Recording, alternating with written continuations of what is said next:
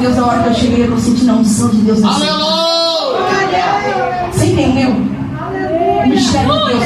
Hoje eu acordei de manhã e fui lavar a louça. E senti aquele arrepio, aquela mão vindo, pegava por mim, passava aquela mão sobre a minha cabeça.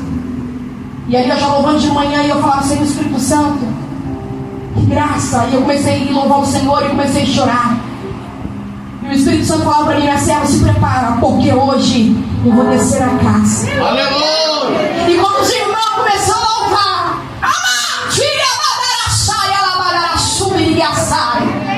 eu vi uma bola de fogo ali no meio daquele povo ali, no meio, no final, passando sobre a cabeça daqueles irmãos que eu nem sei, não conheço, então eu vou dar de vocês. Mas hoje Deus manda dizer para vocês que Ele trouxe vocês aqui. Eu vi a Deus, irmão, fechando sepultura na vida daquele jovem de camiseta azul ali. Eu vi a Deus na vida daquela mulher de preta ali. O Deus está falando para você: eu vou dar um passo nas tuas lágrimas. O diabo mexe na vida dele. E você tem que falar, Deus, disse para ele. Quando às vezes o diabo levantou as mulheres para vir até ele, tentou afronta contra ele, você dizendo, Deus, ele é meu, cuida dele. E Deus fala, minha serva, só porque você viu o fogo sobre a cabeça deles, diga para eles que hoje dá livramento na casa deles. Diga para ele e diga para ela que eu vou mudar o cativeiro dela, enxuga as lágrimas dela hoje. Eu vou colocar ela lá em cima, eu vou mostrar para os inimigos dela, eu vou mostrar para a casa dela, e eu sou Deus na vida dela e na vida dele.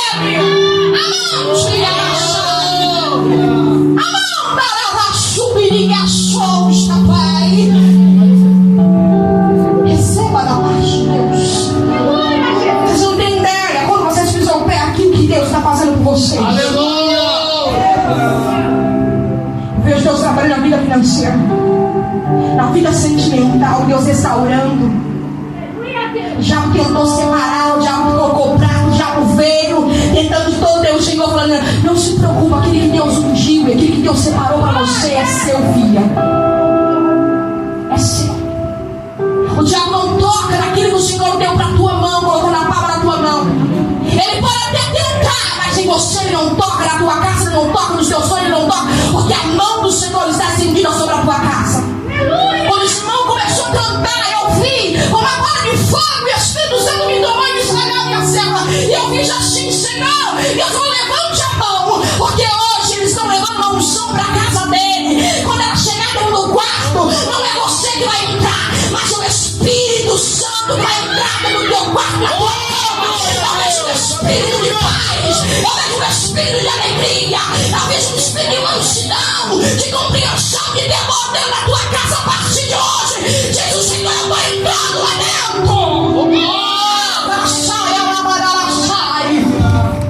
Abra a sua Bíblia. Prometo ser rapidamente, porque nós vamos participar do corpo do sangue de Jesus. As horas estão avançadas.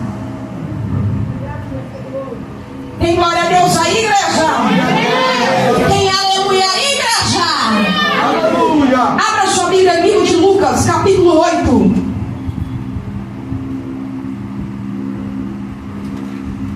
Aleluia. Glória a Deus, aleluia. Quem achou, diga amém. Amém. Lucas 8. Os irmãos que estão sem Bíblia, que puderem prestar a Bíblia para o irmão ali, para ajudar para nós, fica de pé para nós meditar na palavra do Senhor. Quem achou, livro de Lucas 8, nós vamos ler o versículo 43.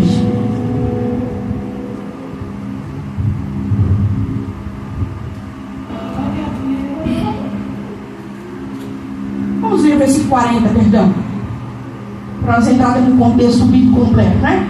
Quem achou, diga amém. Amém. Quem não achou, diga espera eu. Vamos ler. O título diz assim: a filha de Jairo e a mulher que tinha um fluxo de sangue. E aconteceu quando voltou Jesus, a multidão o recebeu, porque todos que estavam esperando. E eis que chegou um varão de nome Jairo, que era um príncipe da sinagoga, e prostrando aos pés de Jesus, rogaram-lhe que entrasse em sua casa, Portanto, tinha uma filha única, quase de 12 anos, que estava à morte. E uma mulher que tinha um fluxo de sangue, havia 12 anos, gastava com todos os médicos e todos os seus haveres, porque nenhum deles puderam curá-la. E chegando por detrás dele, tocou em sua hora das suas vestes, e logo se estampou um fluxo de sangue. Amém? Ei. Pode se assentar. Glória a Deus. Vamos mais um show aí para nós, para nós dar glória. Aleluia. Aleluia. Eu quero que você liga os seus pensamentos nessa altura. Quero que você desprende todos os seus problemas, daquilo que te incomodou, daquilo que veio sobre a sua vida no dia de hoje, nesse domingo. Mas eu quero que você ligue o céu e preste atenção nessa palavra. O livro de Lucas, Mateus e Marcos é os livros dos 4 evangelhos, a qual fala acerca de Jesus, a qual fala sobre a cega dos discípulos. Mas, louvado seja o nome do Senhor, eu acho que acredito que todos já ouviram falar sobre o fluxo de sangue. Aleluia. A Bíblia fala para mim e para você que todos já ouviram falar da história da mulher, da filha de Jairo e da mulher do fluxo de sangue. Quando eu li, o Senhor me mandou para o livro de Lucas, porque Mateus sempre foi mais detalhista. Mas eu percebi que Lucas, ele deu mais ênfase para esse tema do que Mateus, do que Marcos e do que João. Porque talvez Mateus não estava presente, mas Lucas ali estava mais próximo de Jesus, então ele conseguiu ver aquela cena e logo ele escreveu. Então ele dá muito detalhes. A Bíblia fala para mim e para você. E agora um homem chamado Jairo, a Bíblia só fala o nome dele, que o nome dele era Jairo, ele era o príncipe de uma sinagoga. Manda ele o que é um príncipe de uma sinagoga. Sinagoga é como se fosse uma igreja nos dias de hoje.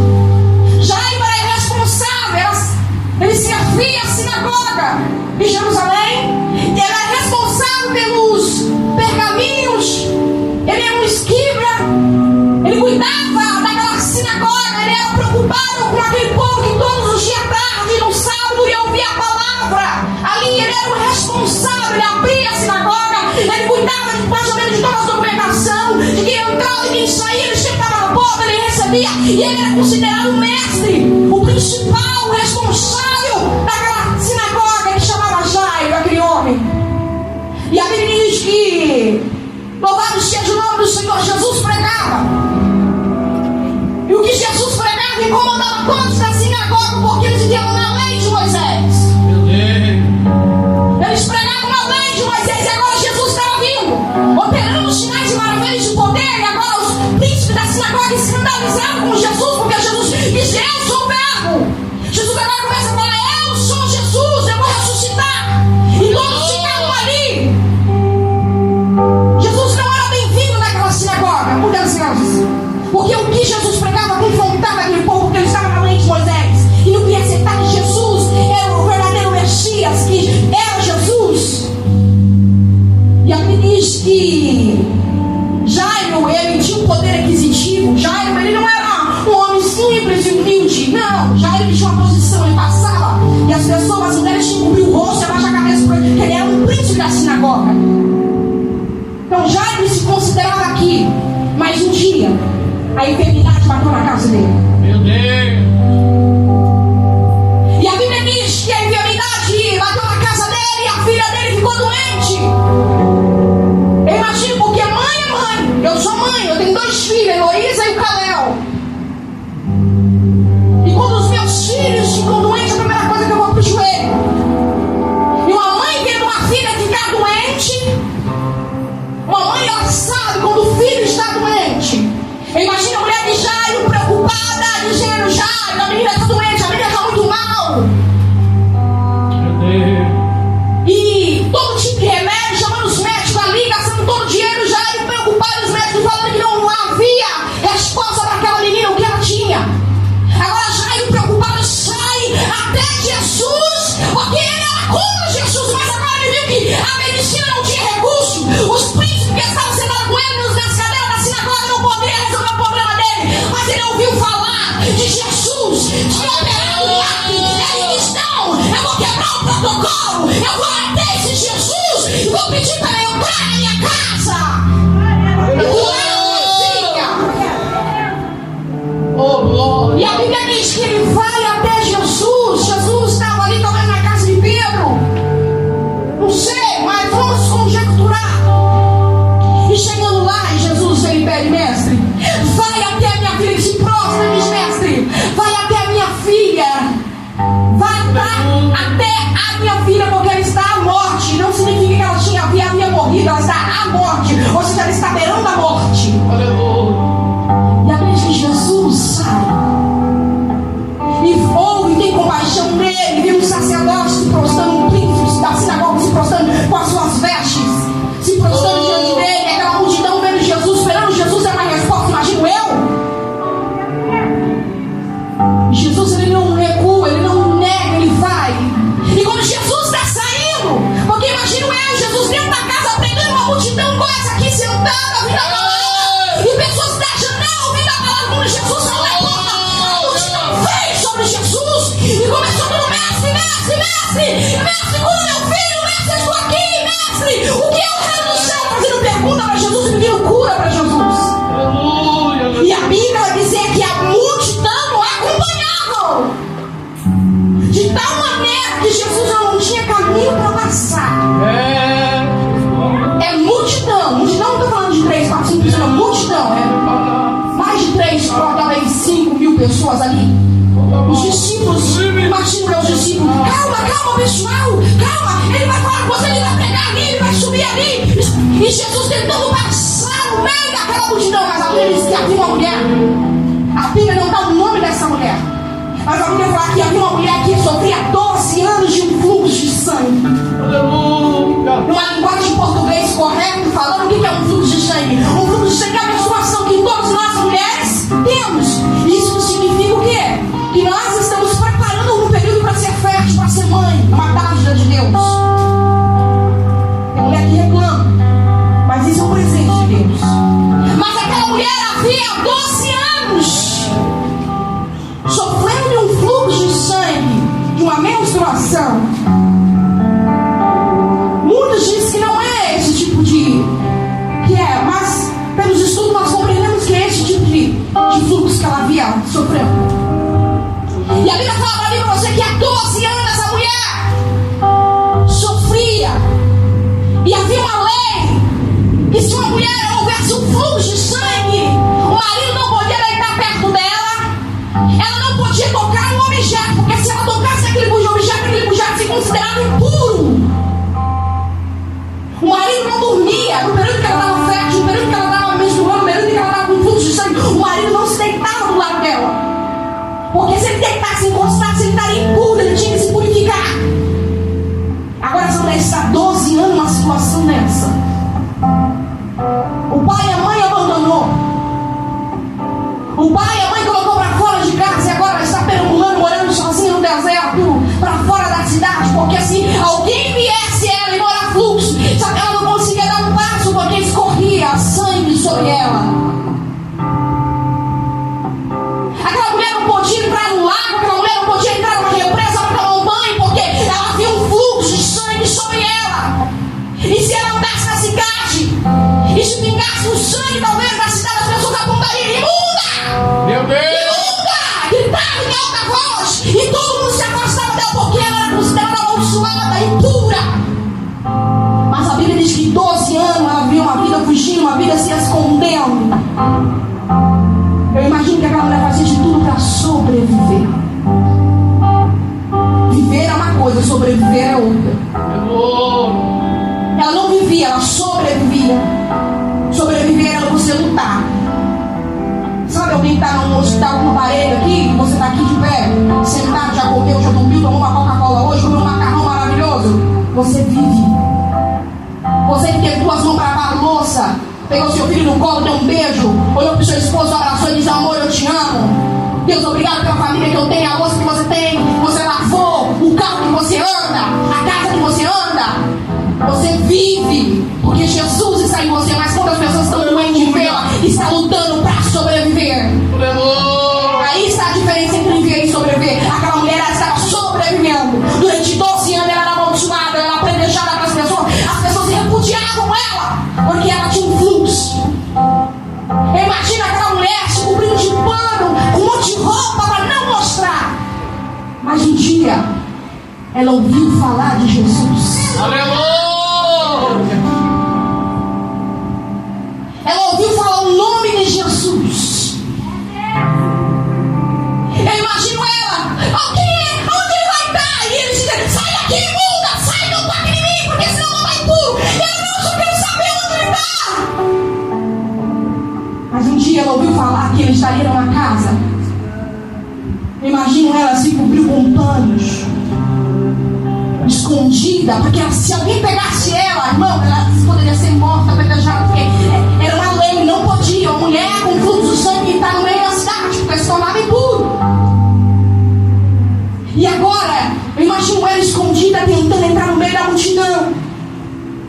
Eu imagino eu conjecturando, eu imagino que ela pediu os discípulos, deixa eu falar com ele. Mas a Bíblia diz que quando Jesus já ele bate na porta, o sacerdote vem na porta, chamar Jesus, a multidão veio.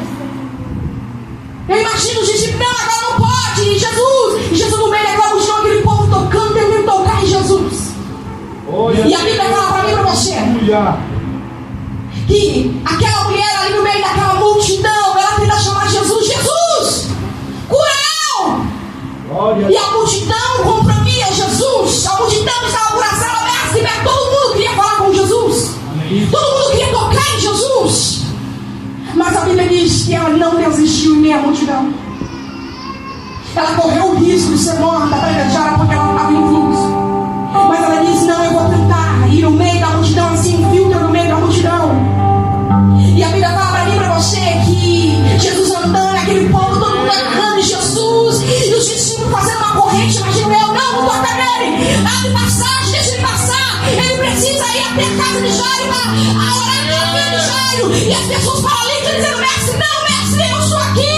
Pessoas famintas, com sede de ouvir Jesus, e o povo querendo Jesus, e Jesus no meio da multidão, os discípulos tentando levar Jesus até a casa de Jairo, mas era impossível, porque a multidão o cercavam. E a Bíblia fala para mim e para você que aquela mulher não conseguiu passar. Sabe quando está um monte de gente na sua frente, você tem e você ali já fraca, aquela mulher estava fraca, porque há 12 anos era um fluxo constantemente, manhã, tarde, noite. E quando o corpo humano perde um pouco de sangue, e que nós temos que fazer? Receber sangue. Imagina aquela mulher estava fraca, imagina só assumir os seus cabelos, o seu semblante fraco. E a Bíblia fala que não temos jeito ela passar no meio da multidão, porque ela estava ali se fingindo que era uma pessoa normal, porque se as pessoas descobrissem que ela era impura, que era uma mulher que tinha um fluxo de sangue, ela poderia ser apedrejada por toda a população. Mas a Bíblia diz que ela vai se arrastando no meio da multidão, ela não tem jeito. Imagina ela passando por debaixo das pernas daquele povo, andando como se fosse pelo chão. E a Bíblia diz que ela vai andando até que ela tenta passar a mão de Jesus, ela não consegue. Eu imagino ela chorando. Apenas um toque, se eu tocar nele, eu serei curado. Apenas um toque, se eu tocar nele, eu serei curado. E quando ela vai e fala essa palavra, toca! Aí, Jesus! Na orla, diga comigo, orla! Na orla! Dos vestidos, das vestes de Jesus. A palavra orla no hebraico quer dizer sticken. E para nós, traduzindo, significa franja. O que é franja? Isso aqui. Perdão. Tem um vestido, isso aqui, ó. Deus é tão maravilhoso que ficou tão. Deus não deu até. Eu não me agora para me dar um exemplo para você. Isso aqui era o vestido da veste. Isso aqui era a orla. O sticken em hebraico que chama. É isso aqui. E esse sticken se representava os mandamentos. Todo judeu vestia suas vestes judaicas. E na orla, na beirada, na baninha, no melhor que você entendeu o português, havia essa orla e havia essa franja, esse sticken. E esse sticken tinha para os judeus toda a roupa que a mulher costurava, ela colocava essas linhas, essas franjas, representava os mandamentos.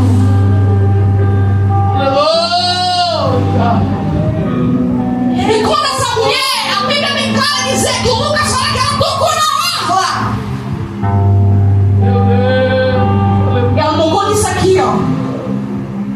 Isso aqui é chique de 300 mandamentos.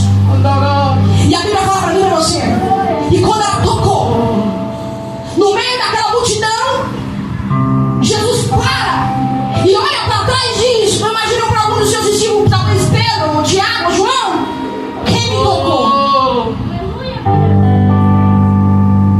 E ele pergunta: quem me tocou? E os discípulos: olha, mestre, a multidão te aperta, te oprime, está te tocando, pergunta: quem me tocou? Quem te tocou? Aí Jesus: quem me tocou? No meio da multidão, a multidão já regalou o olho para Jesus, porque Jesus falou com talvez um tom de autoridade: quem me tocou? E os discípulos vai dizer: Jesus, a multidão está te apertando. E tudo isso, quem me tocou? Porque os discípulos estavam vendo com os olhos da carne, estavam vendo o que estava acontecendo no real, no presente. Mas Jesus estava no Espírito.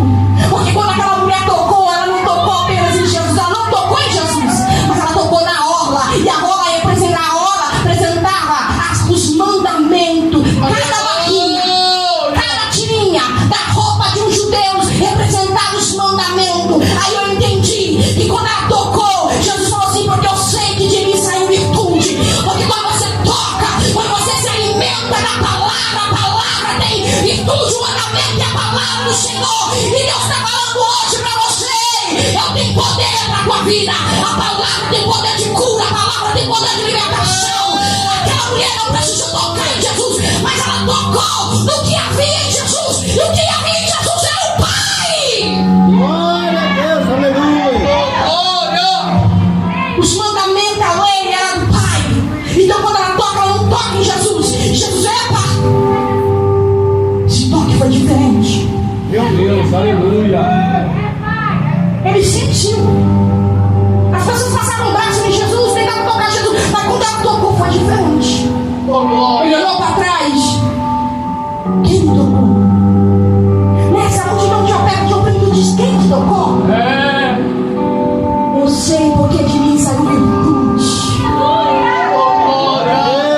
Quando você entra no carro, quando você entra no carro, você põe a mão no volante, você fala: Deus, guia os meus passos.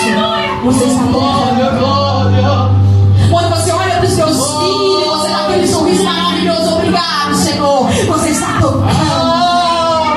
Quando você olha o pão, o arroz, o feijão no prato, você diz: Senhor, obrigado, você está tocando. Quando você levanta a mão para o Senhor e agradece Deus pelos livramentos, você está tocando em Deus. Na palavra, a palavra é cura, a palavra é poder, a palavra é cura, a palavra é unção. E a Bíblia diz que quando ele tocou a mulher foi curada e diz: filha, anima-te. E ele olha: quem me tocou? No meio da multidão, quando apagou, a multidão parou. E houve um silêncio.